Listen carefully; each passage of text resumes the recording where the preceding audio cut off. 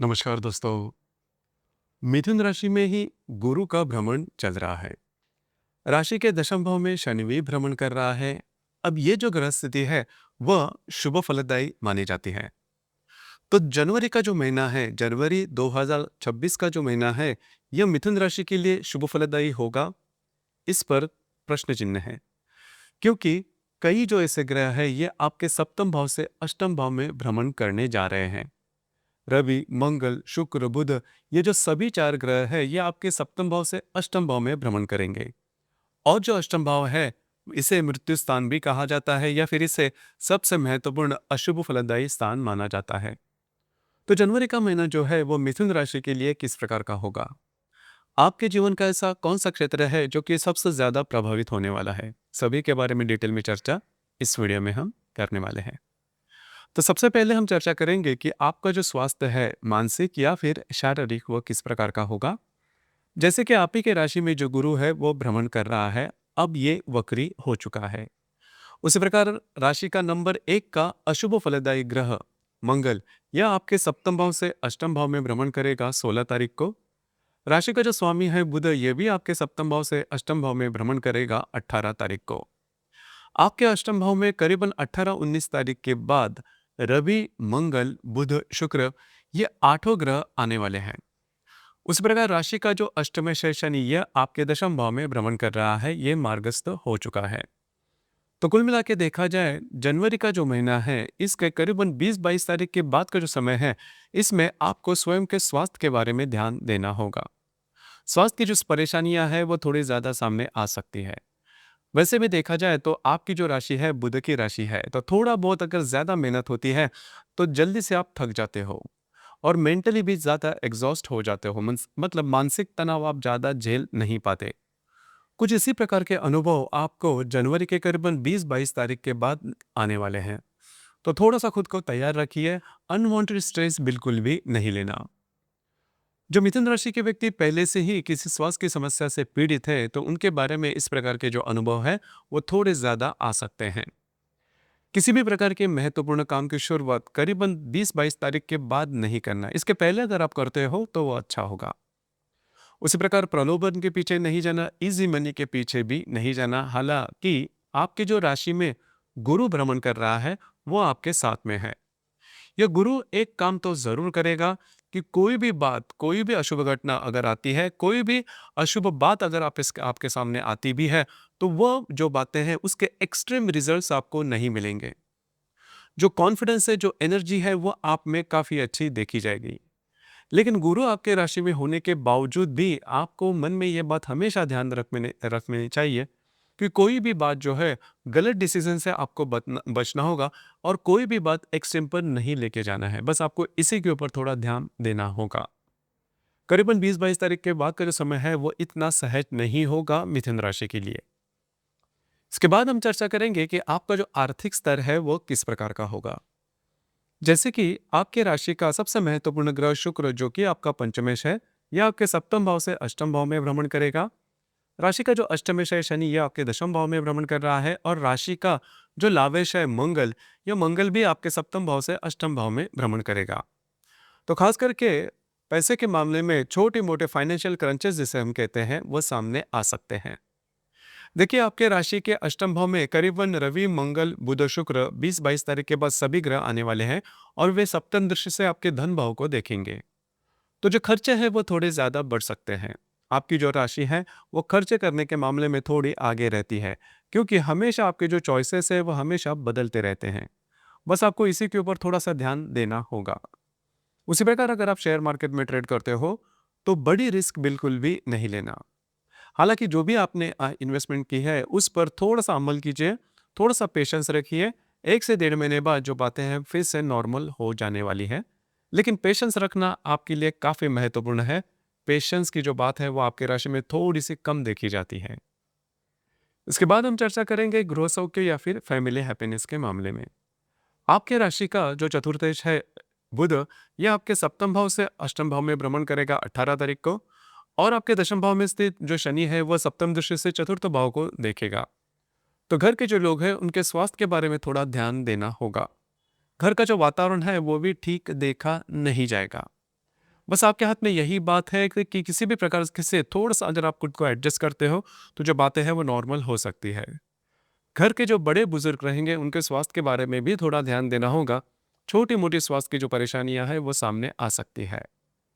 Love life, love life के बारे में अगर कहा जाए तो खास करके आपके राशि का जो पंचमेश है बुध, शुक्र, ये शुक्र आपके सप्तम भाव से अष्टम भाव में भ्रमण करेगा दिनांक 12 तारीख को। अब यहाँ पर यदि आप किसी के रिलेशनशिप में हैं तो वहां पर छोटी मोटी बातों को लेकर तकरार हो सकती है। ये तकरार थोड़ी बढ़ भी सकती है। हालांकि गुरु जो है वो पंचम दृष्टि से आपके पंचम भाव को देख रहा है, तो जो बातें हैं वो काफी एक्सट्रीम पर नहीं जाएगी, लेकिन फिर भी आपको थोड़ा सा एडजस्ट करना होगा। जो गर्भवती महिलाएं हैं उनके लिए ये जो महीना है वो अच्छा होगा, शुभ फलदायी होगा।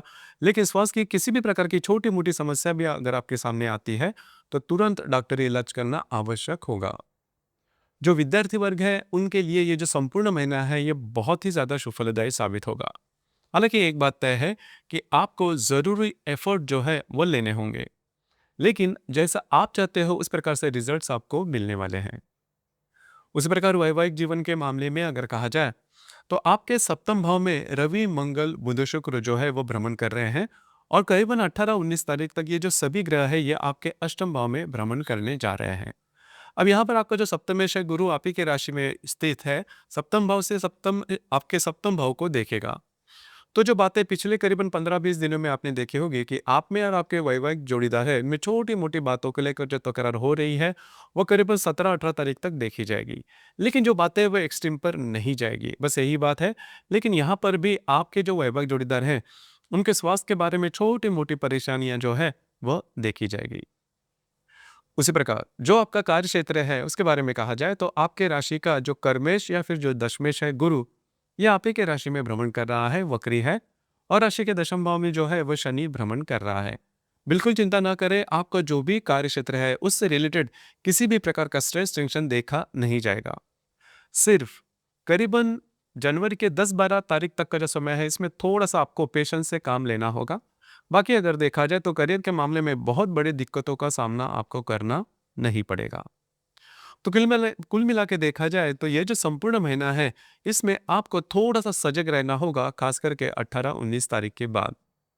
किसी भी प्रकार के महत्वपूर्ण निर्णय जो कि आपके फ्यूचर का अफेक्ट करे, इस प्रकार के निर्णय नहीं लेना। ग्रह योगन के मामले में अगर कहा जाए तो दिनांक 1 जनवरी को नेपच्यून और बुध का केंद्र योग होने जा रहा है। अब यहाँ पर नेपच्यून जो आपके दशम भाव में भ्रमण कर रहा है उसके साथ आपके सप्तम भाव को जो बुध है वो केंद्र योग करने जा रहा है। तो आपके जो वैवाहिक जोड़ीदार है उनके साथ छोटी मोटी बातों को लेकर तकरार हो सकती है। दिनांक 6 तारीख को रवि और शनि की युति भी आपके सप्तम भाव में होने जा रही है। आपके जो वैवाहिक जोड़ीदार है उनके स्वास्थ्य के बारे में ध्यान देना आवश्यक होगा। अब यही जो बात है वो दिनांक 9 तारीख के दरमियान भी आपको देखनी होगी। दिनांक 9 तारीख को रवि और मंगल की युति आपके सप्तम भाव में होने जा रही है। तो आपके जो वैवाहिक जोड़ीदार है उनके साथ छोटी मोटी बातों को लेकर जो तकरार है वो शुरू होगी, और वो काफी आगे भी बढ़ सकती है। दिनांक 8 तारीख को भी मंगल और शुक्र की जो युति है यह आपके सप्तम भाव में होने जा रही है। यहाँ पर आपके जो खर्चे हैं उस पर थोड़ा सा नियंत्रण रखना आवश्यक होगा। दिनांक 10 तारीख को गुरु और मंगल का प्रतियोग होने जा रहा है। गुरु जो कि आप ही के राशि में भ्रमण कर रहा है उसके साथ आपके सप्तम भाव में जो मंगल है वो प्रतियोग करने जा रहा है। यहाँ पर आपके जो वैवाहिक जोड़ीदार है उनकी स्वास्थ्य की जो समस्या है वो थोड़ी ज्यादा सामने आ सकती है। दिनांक 15 तारीख को शुक्र जो कि आपके अष्टम भाव में भ्रमण करेगा उसके साथ आपके व्यय भाव का जो हर्षल है वह त्रिकोण योग करने जा रहा है। अनपेक्षित लाभ आपको मिल सकते हैं करीबन 15 तारीख के बाद। ऐसे लाभ जिसके बारे में आपने सोचा भी नहीं था या फिर विशेष कोई मेहनत नहीं की थी, इस प्रकार के कुछ लाभ आपको मिल सकते हैं। दिनांक 18 तारीख को बुध और मंगल की युति होने जा रही है। अब ये जो युति है यह युति संपूर्ण महीने में सबसे ज्यादा अशुभ फलदायी हो सकती है आपके हेल्थ के मामले में। तो हेल्थ से रिलेटेड जो भी बातें हैं उस पर थोड़ा सा ध्यान देना आवश्यक होगा। 18 तारीख के इर्द गिर्द किसी भी प्रकार के महत्वपूर्ण निर्णय बिल्कुल भी नहीं लेना, चाहे वह किसी भी क्षेत्र से रिलेटेड क्यों ना हो। अगर लेते हो तो आपके जो अंदाज है वो चूकने की संभावना थोड़ी ज्यादा बन रही है। आपकी जो मानसिकता है उस पर भी थोड़ा सा कंट्रोल करना आवश्यक होगा। दिनांक 19 तारीख को हर्षल और बुध का त्रिकोण योग होने जा रहा है। हर्षल जो कि आपके व्यय भाव में भ्रमण कर रहा है उसके साथ आपके अष्टम भाव का जो बुध है वह त्रिकोण योग करने जा रहा है। यह जो त्रिकोण योग है ये आपके लिए बहुत ही ज़्यादा शुभफलदायी साबित होगा। कुछ अच्छे लाभ वगैरह मिल सकते हैं, कुछ महत्वपूर्ण आइडियाज़ आपके मन में आ सकते हैं, जो कि भविष्य में जाकर आपके लिए फ़ायदेमंद साबित होंगे। दिनांक 20 तारीख को हर्षल जो कि आपके व्यय भाव में भ्रमण कर रहा है, उसके साथ आपके अष्टम भाव का जो मंगल है, वह त्रिकोण योग करने जा रहा है। अब यहाँ पर भी आप बहुत ज़्यादा एक्टिव नज़र आओगे। थोड़ा-सा यहीं पर आपको स्वयं की हेल्थ पर थोड़ा ध्यान देना होगा, क्योंकि यह जो संपूर्ण महीना है, जनवरी के करीबन 20-22 तारीख के बाद किस जो समय चालू होगा, उसमें आपको स्वयं के हेल्थ के बारे में ही थोड़ा ज़्यादा ध्यान देना होगा। इस महीने की जो पूर्णिमा है, वो दिनांक 3 तारीख को है और जो अमावस है, वह 18 तारीख को है। पूर्णिमा और अमावस के दिन रविचंद्र का जो आकर्षण होता है पृथ्वी के प्रति प्रति, वो काफ़ी ज़्यादा पाया जाता है। इस वजह से हम बहुत ज़्यादा इमोशनल हो जाते हैं और इमोशन के चलते हमारे जो अंदाज या फिर आप जो निर्णय लेते हो, वो चूकने की संभावना काफ़ी ज़्यादा बनती है। इस महीने में इन चीज़ों पर ध्यान देना बहुत ही ज़्यादा आवश्यक होगा। तो दोस्तों, ये था मिथुन राशि का जनवरी 2026 का संपूर्ण राशिफल। धन्यवाद।